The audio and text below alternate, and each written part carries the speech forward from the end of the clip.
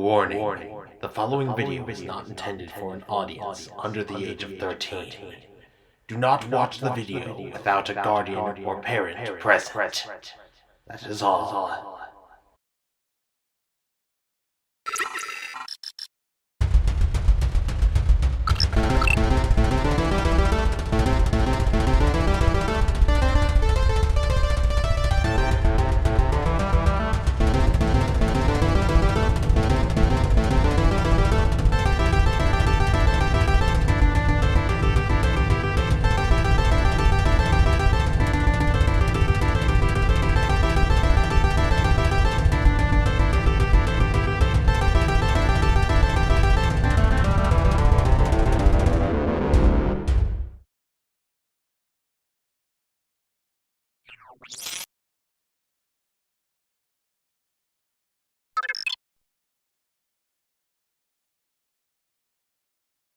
You know, something that came to mind recently is that I don't think I acknowledged how good Siege was last year. Especially not in my top 12.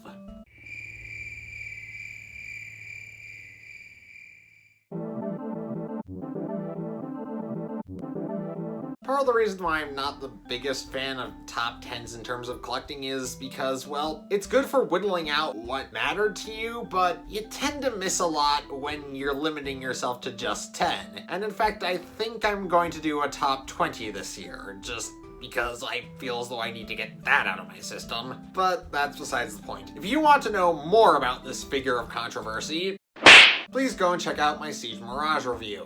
Long story short, basically, there was a vote for this figure in Mirage and Impactor won, and then we got a terrible 3-pack with a clear blue plastic Mirage, aka the most brittle kind of clear plastic out there. I mean, I honestly think I should have just done this guy as a follow-up review to Siege Mirage, but nope, guess I just felt like reviewing it now, of all times. Anyways, with that out of the way, let us commence our analysis of Transformers Generations War for Cybertron Siege Deluxe Class Impactor. Okay, let's cover articulation right off the bat. It is good, but my own incompetence and a design flaw prevent me from using it to its fullest extent. And that design flaw is that, well, the ankles default to a 45-degree tilt. Now then, to some people, that isn't really a flaw so much as a design choice, and it's something that was necessitated by the transformation, but it does unfortunately put the kibosh on a lot of dynamic poses I'd like to do. And unfortunately, the only other way that I've found to get it to stand that incorporates this ankle tilt is this weird sort of pseudo JoJo's Bizarre Adventure pose.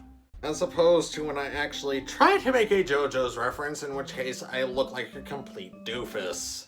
Also, some genius on the design team didn't give the shoulder or the shoulder cannon enough clearance between each other. Fortunately, unlike other figures whose ankles have given me problems in the past, Impactor's articulation is not rendered completely useless. In terms of weaponry, Impactor comes with 2 guns. One is a standard gun with 2 posts for weapons to clip onto and 2 peg holes for the weapons to plug into, and another slightly more jaggedy harpoon gun that also turns into his harpoon from the Marvel Comics, provided you rotate his wrists out first. In addition to the harpoon gun, you can attach Siege Battlemaster laser/impact effects, whatever other guns you just happen to have lying around, and of course Combiner war hands. Unfortunately, you can neither swap out his hand for Zaytar's drill head, or, even less fortunately, the hook that comes with Earthrise Ironworks. Okay, yeah, there is technically a loophole, but you do have to attach the entirety of Earthrise Ironworks' arm. And unfortunately, that gives it the appearance of a fishing rod. And I don't know about you guys, but I neither A, see Impactor as the kind of guy who would have that kind of hobby, or B, see Cybertron having many Bass Pro Shops. I wonder where that fish did go. A fishy egg.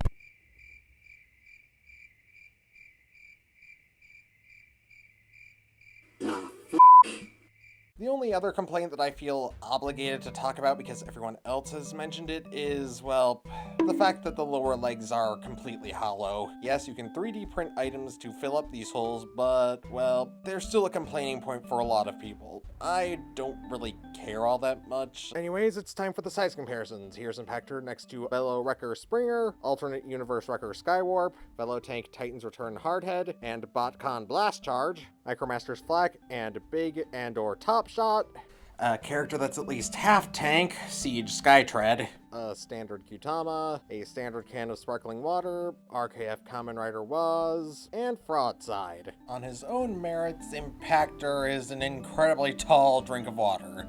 In fact, he's so tall that I believe he basically renders those thingies from the weaponizers that are supposed to attach to the feet completely redundant. Hey, Impactor! How's the weather up there? Oh, my non-existent god. But overall, I do have to say that I really like Impactor's robot mode, despite the fact that it's the same color scheme as Kamen Rider Build, the Nin comic. Wait a minute. Impactor technically has the same colors as Giorno Giovanna. Oh my god, another JoJo's reference. Does that mean this entire video has just been the work of an enemy stand?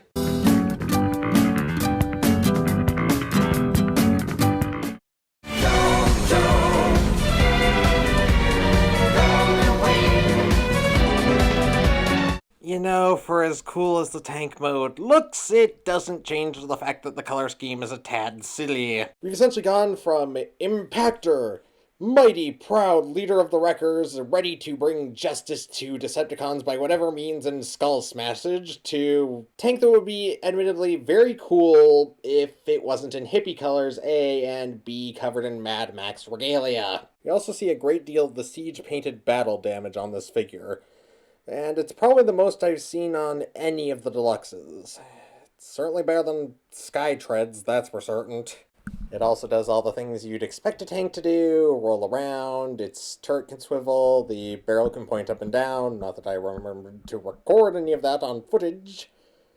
But yeah, I can do most of the tanky stuff that you'd expect. Now then, let's do size comparisons again before I get to my final thoughts on the robot. Here's Impactor's tank mode next to Skywarp's jet mode, Titan's Return Hardhead, BotCon Blast Charge, Siege Skytread, a standard can of sparkling water, a standard Qtama, Micromaster's Flak and Big/Top Shot, RKF Kamen Rider Waz, and Fraudside. So in closing, is Impactor good? Yes, very good, but I'm not sure why, but I don't like him as much as everyone else does. I mean, he's a good figure and he was definitely deserving of his place on the top 12, but I don't know, it's just kind of lost its sparkle for me. Hey guys, this is Bite from the future again. I just wanted you all to know that I feel as though during this segment, I didn't really accurately convey how I felt about Impactor. Impactor is very good, and I do recommend you get him. I think the problem was that I was just feeling really burnt out by the end of recording the video for this episode. So, take everything I'm saying here with a grain of salt. I'm not sure if it's because of how much stress I went through just to get this episode started or whatever, but he's just stopped being fun for me. But I'd definitely say that his quality has earned him a definite 9 out of 10. Just because I don't like it doesn't overshadow my recognition of the fact that this is a very good piece and worthy of being added to your collection. In fact, I hear tell that the Netflix series is going to be giving us a new Impactor, so if you didn't get this version or the version that was in the box set, go ahead and snag the one that's being made for the Netflix series. But for me, he's just probably going to go back on the shelf with the other figures I like. So please remember to like the video, share it with your friends, of course, if you haven't already, subscribe to the channel, and I'll see you next time. Firebite27, over and out.